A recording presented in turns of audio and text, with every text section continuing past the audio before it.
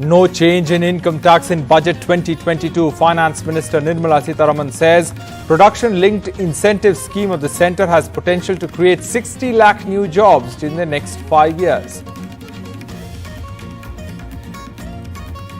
A 35% hike in outlay for capital expenditure, so a hike in government spending on new projects.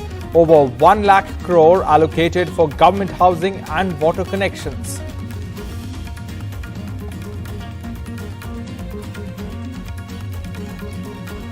A 30% tax on transfer or sale of digital assets such as cryptocurrency, a digital currency, will be introduced by the Reserve Bank of India in 2022-23.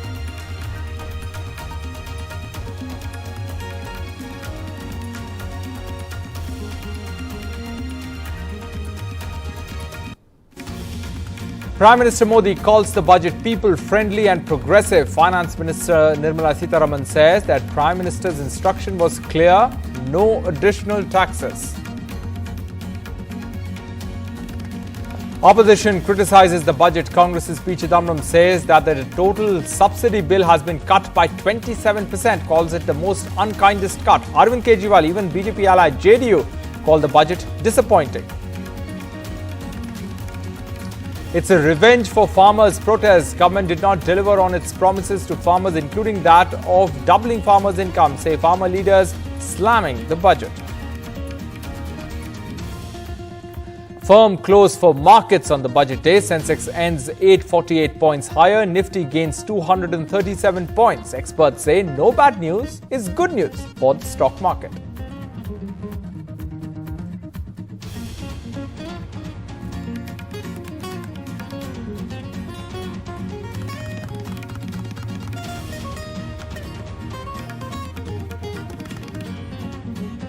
And major easing of COVID curves in Mumbai as daily cases drop. Night curfew is called off. Beaches and parks to reopen as per normal timings.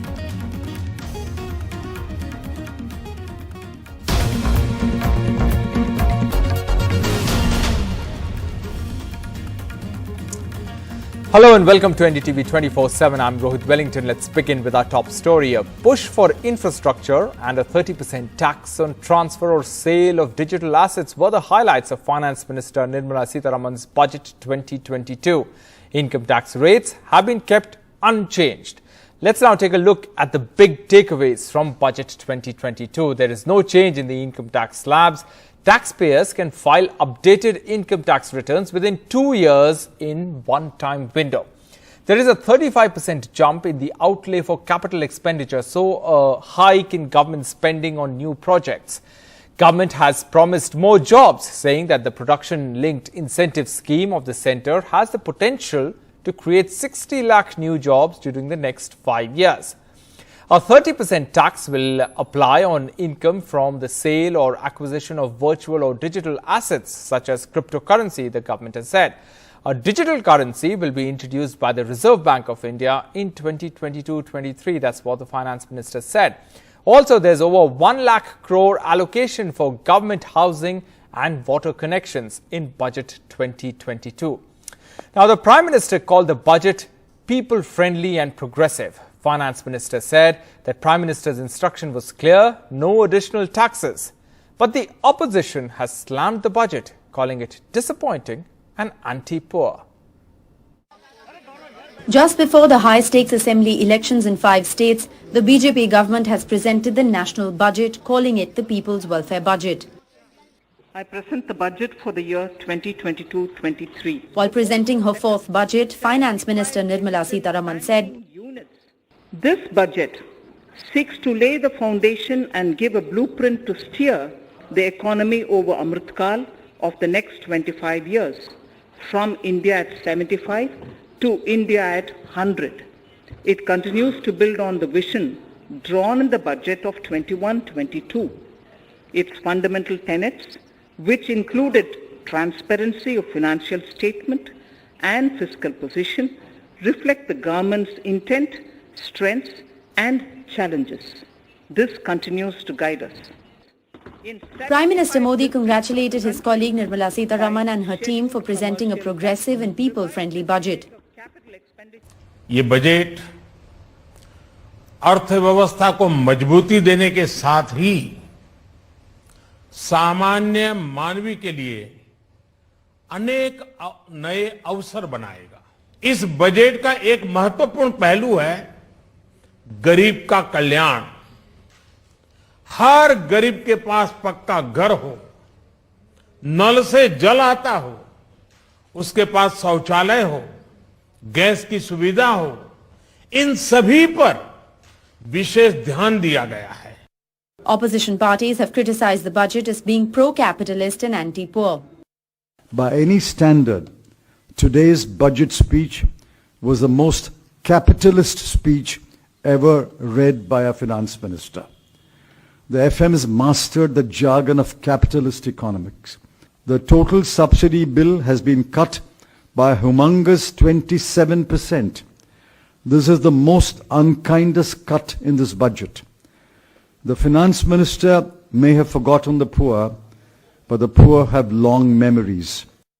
The West Bengal Chief Minister Mamata Banerjee termed the budget as a Pegasus spin budget and stated that the budget has zero for the common man. Delhi Chief Minister Arvind Kejriwal described the budget as disappointing. Even BJP ally in Bihar, JDU leader Upendra Kushwaha called it disappointing. The TRS President and Telangana Chief Minister K. Chandrasekhar Rao described it as meaningless. Bureau Report, NDTV. And now here's a report decoding the sector-wise breakup of Budget 2022. Benefited by. The Finance Minister, while presenting the budget, spoke of how the government would be spending much more the next fiscal year. But despite this promise of increased spending on the one hand, on the other, the government has slashed the budget for Manrega by 25%. In 2021-22, the revised estimates showed that the budget allocated for the scheme was about 98,000 crore. In 22-23, the budget estimates is 25% down to 73,000 crore. It's not just rural employment. Even rural development has seen a cut in budgets. From 2.07 lakh crore in 21-22 to 2.06 lakh crore in 22-23. The rural employment scheme Manrega had been a lifeline for many during the pandemic, as is seen by the work demand numbers. In December 2019, 1.7 crore households had demanded for work. This is before the pandemic. After the pandemic struck in December 2020, the demand rose to 2.7 crore households. In December 2021, the demand remained still higher than the pre-pandemic levels at 2.4 crore households demanding for work. Hard to really pass comment on the individual numbers, but on the face of it, yes, for a very highly successful scheme like NREGA to see a reduction is a little puzzling at this stage, given that we still have so much stress in the system. Yeah, one thing we could have asked for is, could you have more direct transfer of money to the consumers? And that could be done by increasing the outlay on Manrega, or by bringing in an urban equivalent of Manrega. The government has, however, defended the cut. I'm afraid you're reading the wrong numbers. And this is a basic premise of budget analysis, which is that you always compare budget estimates to budget estimates. On Manrega, it's 78,000 is what was there in the original 2021 budget. Okay. 2021-22 came up because of pandemic. The increasing allocation to Manrega is a sign of poor economic health, because Manrega is a demand-driven scheme. In some other key sectors as well, the budget has not increased substantially. The health budget is up by less than 1%. Education is one sector where we see some hope, where the budget has increased by 18%.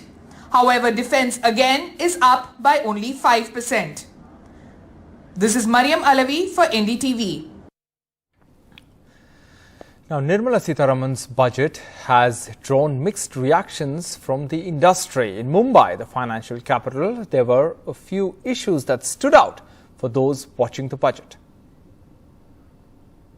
Directionally, it is very correct, and the like swapping batteries, which is more relevant for two-wheelers and three-wheelers, and also the PLI scheme for the batteries and the other e-mobility technology things, I think the government is moving in the right direction to encourage the e-mobility space. I think the main announcements today in the budget were more to do with infrastructure.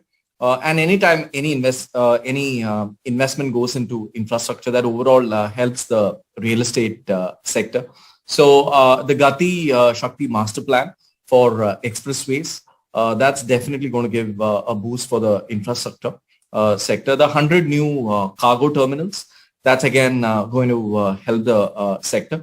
There was talk about connecting urban transport to railways. On the data centers, there has been a huge amount of impetus given by the Honorable Finance Minister. Data centers is now being given an industry status. And why Mumbai and Chennai benefit is because the undersea cable comes into these two cities. And these are the two preferred locations for data centers. And we're seeing a ton of money. I mean, billions of dollars coming in to set up data centers in the last 18 to 24 months. I don't think our industry has got any relief except for the one announcement on the ECGLS scheme where additional 50,000 will be disbursed to those who are eligible. The challenge is actually that our industry does not need more loans. What it needs is basically restructuring. And unfortunately, in this third wave, especially both leisure and city markets have suffered, and even F&B as a whole has suffered. The centre will promote Kisan drones, chemical-free natural farming, public-private partnerships for the delivery of digital and high-tech services to farmers across the country during the financial year 2022-23. But what do the farmer leaders think of the budget? Sukirti Dwivedi reports. The procurement of wheat in Rabi 21-22 and the estimated procurement of paddy in Kharif 21-22 will cover 1,208 lakh metric tons of wheat and paddy from 163 lakh farmers and 2.37 lakh crores will be the direct payment of MSP value to their accounts. At first glance, it would seem grand figures from the government at a time when withdrawal of the 3 farm laws after the year-long farmers' protests is still fresh in public memory, and key agricultural states like UP and Punjab are going to polls next month. But a little hindsight and the picture becomes clear. The overall budget of agriculture and allied activities has dropped from 4.26% in the previous year to 3.84%.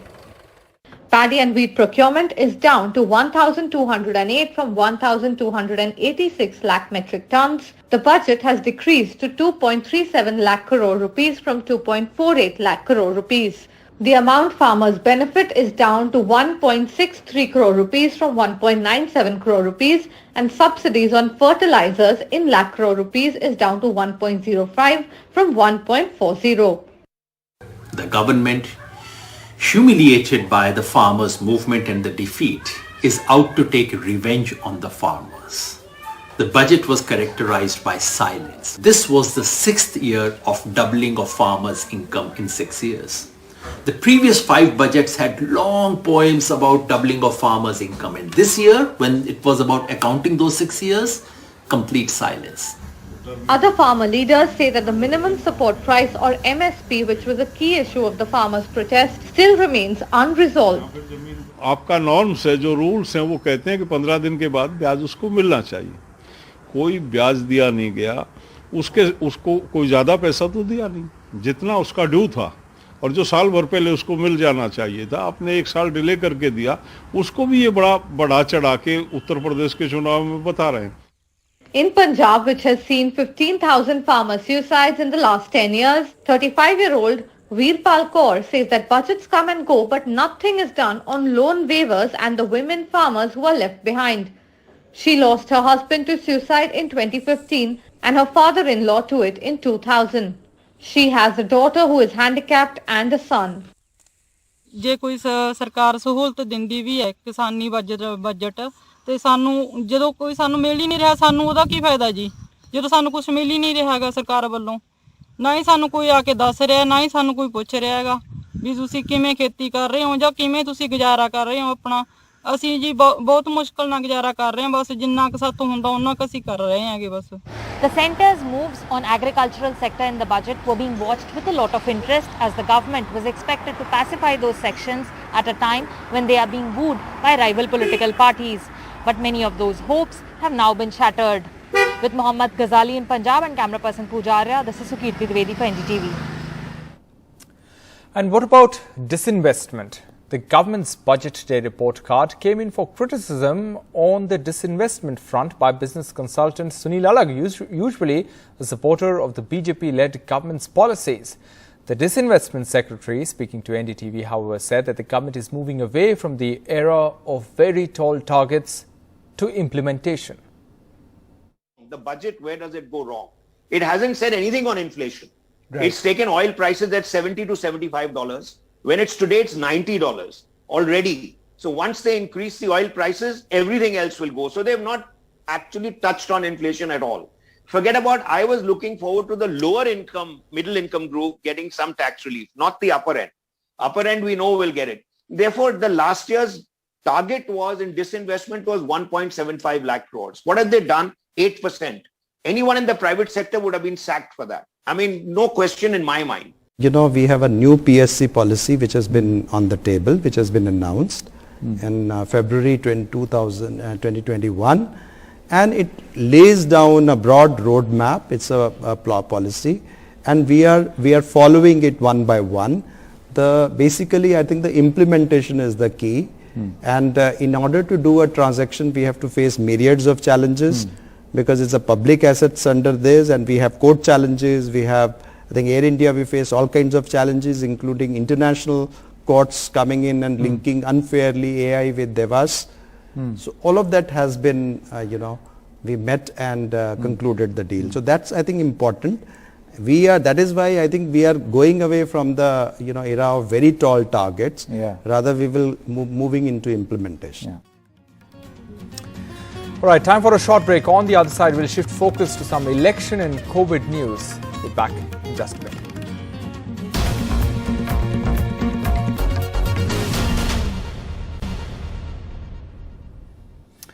Welcome back. Some election news now. BJP has announced tickets for all 9 Lucknow seats. BJP has not given tickets to Rita Bahuguna Joshi's son, Mayank Joshi, who was looking for a ticket from Lucknow Cant. Let's go across to Saurabh Shukla for more on this. Saurabh, इस list में किन किन के नाम हैं और कोई प्रतिक्रिया आई है अब तक के रीता बहुगुणा जोशी या उनके परिवार से? Rohit, very interesting ticket distribution from the BJP. In fact, we were expecting it from last 2 days that BJP will announce. In fact, Samajwadi Party was also, they were also expecting that BJP should announce the list first, then they will. But today, Samajwadi Party announced their list first, but they did not announce candidates from Sarojini Nagar seat. So that answers to your questions. Mayank Joshi, who was asking ticket from Lucknow Cant seat, where Rita Bahuguna Joshi defeated Aparna Yadav in 2017.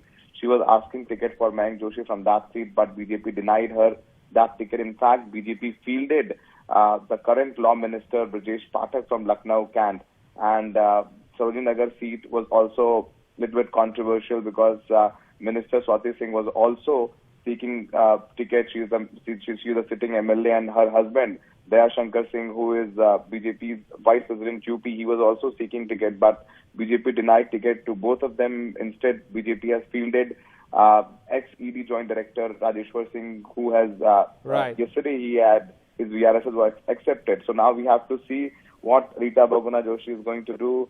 And Aparna Yadav was also asking ticket for Lucknow Cant. She left Samajwadi Party and joined BJP last month. So this battle is getting really interested, and tomorrow we may see some fireworks from Rita Bahuguna Joshi and Swati Singh, who is sitting MLA from Sarojini Nagar seat, and the minister in Yogi government as well, right? All right, interesting developments there. Saurabh Shukla, we leave it there. Thanks very much for joining us with those details. Shifting focus to Punjab now, where in Punjab's Nawaz Shahar Assembly, that constituency is bracing for an interesting electoral contest of what many are calling a rebel versus a turncoat in the upcoming state assembly elections. Mohammad Ghazali has this report.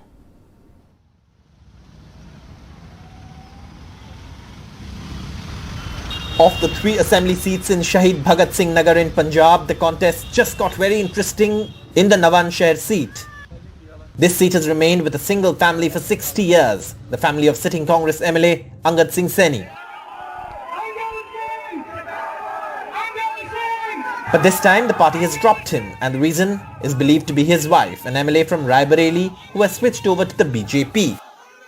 I was told to do something which was against my conscience, and I did not compromise on it. So I think that is probably the price that I'm paying. In any case, I have filed as an independent, and it wasn't my choice. The Congress has replaced the sitting MLA Angad Singh Saini with Satvir Singh Palli Jhiki, also from Navanshahar, who has been waiting for a ticket for 15 years. मेरे father मेरे parents जो है पुराने हम कांग्रेसी परिवार हैं। Captain Amarinder Singh ji जो है ना कांग्रेस पार्टी को बड़ी लंबा टाइम उन्होंने हेड किया है। उन्होंने अब मेरे कंसेंट के बगैर उन्होंने मुझे डिस्ट्रिक्ट प्रधान अनाउंस किया था। जो नाराज हैं उनको बनाने की कोशिश करें। A semi-urban constituency, the seat for 8 terms has remained in the family of Angad Singh Saini, the incumbent MLA from the Congress. The Saini community has a sizable presence here. Congress has represented the seat since 2012. Illegal mining in Rahon area, drugs, unemployment and sewer problems are the key issues. The Aam Aadmi Party has fielded sitting councillor and former Navanshahar Municipal Council President Lalit Mohan Pathak, who is credited with Navanshahar performing well in the Swachh Bharat Sarvekshan. ਜੋ ਇਹਨਾਂ ਨੇ ਦੋਨਾਂ ਪਾਰਟੀਆਂ ਨੇ ਲੋਕਾਂ ਨੂੰ ਬੇਵਕੂਫ ਬਣਾਇਆ ਆ ਲੋਕ ਸਮਝ ਚੁੱਕੇ ਆ ਹੁਣ ਇਸ ਵਾਰ ਪੂਰੀ ਵੇਵ ਆਮ ਆਦਮੀ ਪਾਰਟੀ ਦੀ ਆ Like most seats in Punjab, even this semi-urban seat of Navanshahar has issues of drugs and unemployment. But will voters go for a change or trust the traditional parties? With Sharad Sharma and Mohammad Ghazali, Bureau Report, NDTV. And finally, some COVID news now. The Maharashtra government has eased several curbs and called off the 11 p.m. to 5 a.m. night curfew in view of the declining cases of COVID-19. Restaurants, theatres, swimming pools and water parks can now remain open with a 50% capacity. Beaches, gardens and parks will go back to opening as per normal timing before the pandemic started. Fresh cases in Mumbai have seen a nearly 96% fall since the peak of this wave.